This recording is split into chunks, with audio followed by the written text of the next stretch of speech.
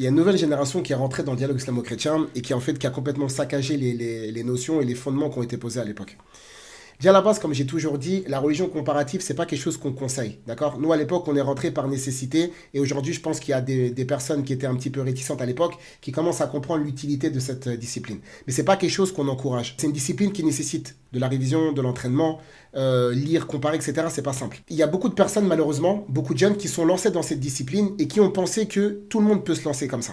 C'est-à-dire que vous n'avez pas pris le temps d'apprendre, vous n'avez pas pris le temps de réviser, vous n'avez pas pris le temps de questionner, et au final, regardez les résultats maintenant. Des personnes qui font ça pour la célébrité, pour la réputation, pour le buzz, pour le business, pour le clic, pour les suiveurs, pour les followers, etc. Certaines personnes qui ont des comportements qui sont impudiques, un comportement vulgaire, un comportement menaçant, un comportement déplacé, immoral et déviant sur énormément de points. C'est-à-dire que ça termine en menace, en règlement de compte, en bagarre. En fait, vous êtes en train de faire tout et n'importe quoi. Pourquoi? Parce qu'en fait, vous êtes précipité. La personne qui rentre dans le dialogue islamo-chrétien, c'est une personne qui, au préalable, connaît sa religion, qui connaît son Coran, qui connaît sa sunna, qui connaît quoi? Sa aqida, son tawhid, qui a pris le temps d'étudier, qui a pris le temps de s'asseoir, etc. La religion comparative, c'est une finalité, c'est pas un début. On ne rentre pas dans la religion par le dialogue islamo-chrétien. On apprend d'abord les bases de sa religion et ensuite, si on a l'opportunité, par nécessité, par besoin, on rentre dans le dialogue islamo-chrétien. Et là, regardez aujourd'hui tout ce qui est en train de se passer. En fait, ça fait des histoires, ça fait des problèmes, ça menace, ça rentre dans la vie privée, c'est insultant au possible. Vous avez complètement déplacé toutes les bases centrales que vos anciens ont posées.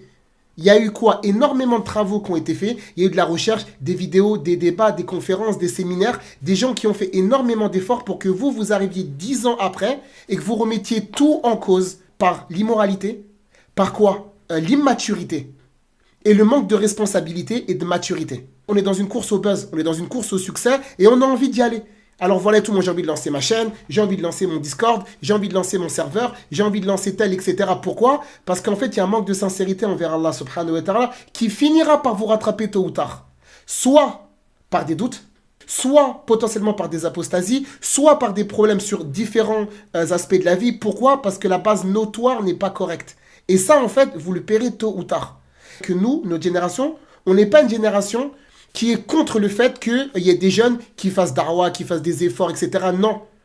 Non, au contraire, on vous encourage à le faire pour Allah subhanahu wa ta'ala, à condition de prendre le temps d'apprendre, de réviser, de questionner les gens plus savants, plus matures, plus anciens et plus expérimentés dans le domaine.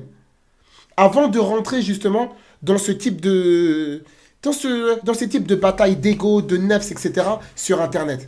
La seconde des choses, c'est les frères qui ont dépassé la religion comparative. Ça veut dire, de base, il y a des thèmes qui doivent être traités avec la communauté chrétienne. Divinité de Jésus, la Trinité, la rédemption, la crucifixion, le salut des nations, la prophétie de Mohammed sallallahu subhanahu wa ta'ala alayhi wa sallam, et tous les sujets qu'on a l'habitude de traiter avec la communauté chrétienne. Le problème, c'est qu'il y a des frères qui commencent à dépasser cette fonction-là, à rentrer dans le firq, à rentrer dans des choses qu'ils ne maîtrisent pas. Pourquoi? Parce qu'en fait, on n'a pas su se cantonner à notre domaine de spécialisation. Une personne qui est dans le dialogue islamo-chrétien, qui connaît bien ses bases nécessaires et requises pour rentrer dans ce dialogue-là, alhamdoulilah.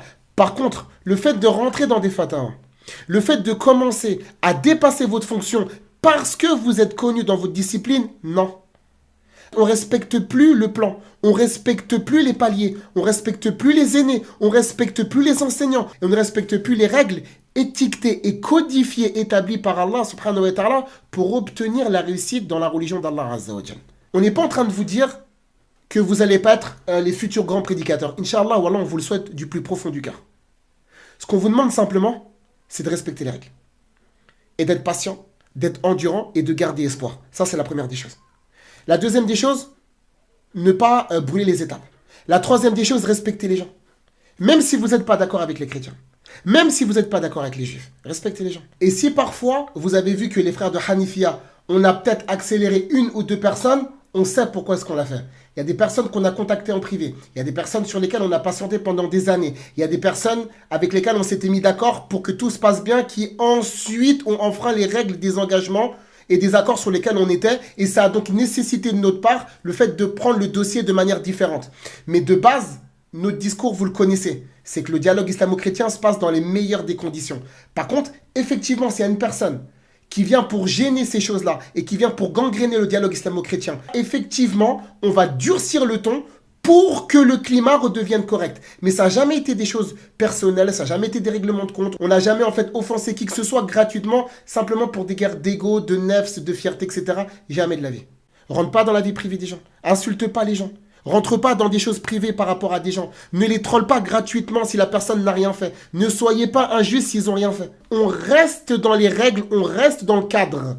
On reste dans une discussion sur base des preuves scripturero-religieuses. On ne rentre pas dans d'autres sujets.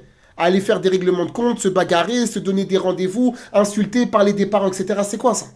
Et ensuite, après, on va s'étonner qu'il y ait des catastrophes.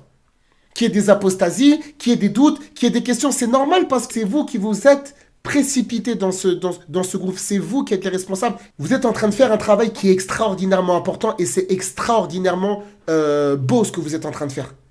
Mais respectez les règles. C'est-à-dire celui qui se lève, c'est celui qui est resté assis pour apprendre. Celui qui parle, c'est celui qui a écouté. Celui qui avance, c'est parce qu'au préalable, il est resté derrière. Fabarakallahu fikum, vous avez tout pour réussir. Soyez reconnaissants envers Allah subhanahu wa ta'ala et ne faites pas de tort à sa religion. فسبحانك اللهم وبحمدك أشهد أن لا إله إلا أنت أستغفرك وأتوب إليك الله سبحانه وتعالى أعلى وأعلم وبالله توفيق السلام عليكم ورحمة الله وبركاته